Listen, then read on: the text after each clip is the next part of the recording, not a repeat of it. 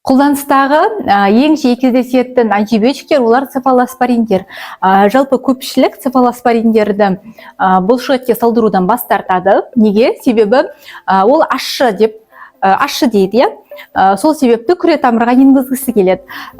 Цефазолин, цефтрит, цефтриаксон енгізілетін болса, венаға енгізетін болсақ, біз 0,9% натрий хлор ерітіндісі, яғни физрасормен араластырып күре тамырға енгіземіз.